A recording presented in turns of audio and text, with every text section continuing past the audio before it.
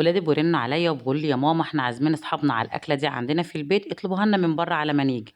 من بره ازاي لما ممكن نعملها في البيت احسن بكتير من المطاعم بخلطه افخم المحلات اللي ممكن تقدم لك الاكله دي.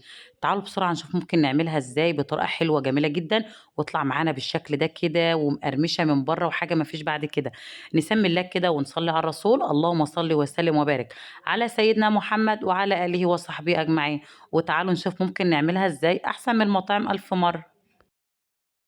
وطبعًا عشان أرضي جميع الأذواق استخدمت جميع القطع زي ما بيقولوا. الأول كده معايا الدبابيس بتاعتي أنا قطعتها بالشكل ده كده وكمان أجنحة، وقطعت القطعة اللي هي الأخيرة دي ما لهاش أي لازمة وفتحت الأجنحة بتاعتي وكمان قطع من صدور الفراخ علشان يعملوا أحلى ساندوتشات زنجر.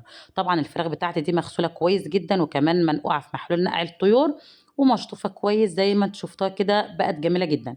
التتبيلة بتاعتي معلقة كبيرة من الملح، معلقة كبيرة من البابريكا، معلقة كبيرة من بهارات الفراخ البروست اللي بتيجي جاهزة من عند العطار، نُص معلقة من التوم البودرة، نُص معلقة من البصل البودرة، ربع معلقة من الشطة ودي اختياري، وبعد كده لكل كيلو من الفراخ نُص كوباية من المَيّة. قلّبي بقى البهارات بتاعتِك كده مع المَيّة وانزلي بالفراخ، طبعًا يُفضّل إنِّك تسيبيها منقوعة في التتبيلة دي كده لمدة ليلة كاملة بتدّي نتيجة حلوة أوي. بس طبعًا إحنا علشان مستعجلين هنسيبها منقوعة كده لحد ما نشوف هنعمل إيه كمان جنبها. وطبعًا الأكلة دي ما تحلاش من غير الرز الريزو. تعالوا بقى نعمل مع بعض كده رز الريزو بطريقة أحسن من المطاعم بكتير. هترفعي حلة على النار فيها مكعب زبدة كبير مع معلقة من الزيت، مجرد كده ما الزبدة تسيح ويسخنوا مع بعض هانزل بمعلقة صغيرة من السكر. مجرد ما معلقة السكر دي تتكرمل معايا وتدوب، عندي هنا بصلاية متوسطة متقطعة صغير، هاقلبها كده لحد ما تاخد معايا اللون الدهبي الحلو.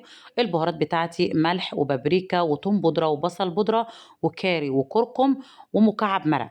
قلّبي بقى البهارات دي كده وشمي أحلى ريحة طالعة. بعد كده بقى ركّزي كده في الصوصات، لإن الرز الريزو يعني صوصات. معلقة كبيرة كده من الباربيكيو صوص، وكمان معلقة كبيرة من الصويا صوص، ومعلقة كبيرة من العسل الأبيض أو الأسمر، بس الخطوة دي لقيتها ما اتصورتش، وحوالي كده 3 معالق كبار من الكاتشب. قلّبي بقى الصوصات الحلوة دي كده كلّها مع بعضها، وانزلي بقى بالرز بتاعِك سواء كنتِ مستخدمة رز بسمتي زي كده أو رز مصري. شوّحي بقى الأول الرز كده مع الخلطة الحلوة دي كده، ولو استخدمتِ رز بسمتي لكل كوباية من الرز البسمتي كوباية ونُص من المَيّة المغلية، ولو استخدمتِ رز مصري لكل كوباية من الرز المصري كوباية من المَيّة المغلية. الرز الريزو بقى ما ينفعش تبقى النار عالية عليه، لأ، مجرد ما تنزلي بالمَيّة كده هتهدّي النار للوسط لحد ما يشرب كل السوائل اللي فيه، وتراقبيه كده من الوقت للتاني، لإن الصوصات اللي فيه سهل أوي إن هو يتلسع منِّك.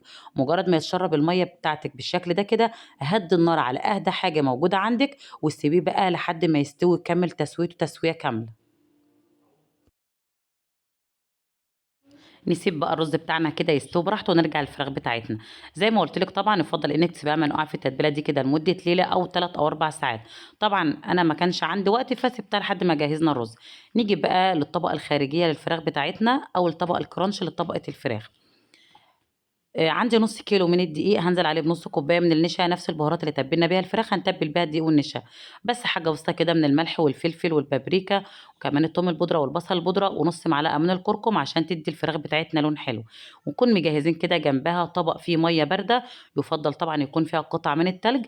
هانزل بقطع الفراخ بتاعتي في خليط الدقيق والنشا، أنا مش هاضغط عليها خالص، أنا هاقلّبها كده حوالي 13، 14 تقليبة، وبعدين هانزل بقطع الفراخ في المَيّة وهارجع بيها تاني في خليط الدقيق والنشا، وبرضه هاقلّب مش هاضغط علشان تظهر التموجات أو التعريجات اللي أنتِ شايفاها دي، دي اللي هتدّيكِ طبقة مقرمشة حلوة أوي للفراخ بتاعتنا.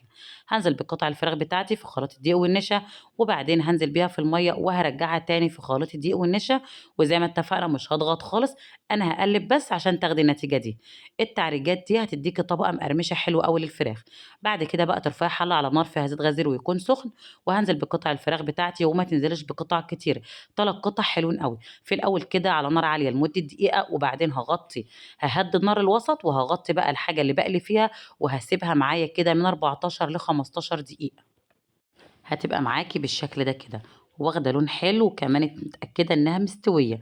هتاخد معاكِ بالضبط من 14 ل15 دقيقة وتطلع معاكِ بالشكل ده كده، جميلة جدًا ومقرمشة ومستوية وواخدة لون دهبي جميل.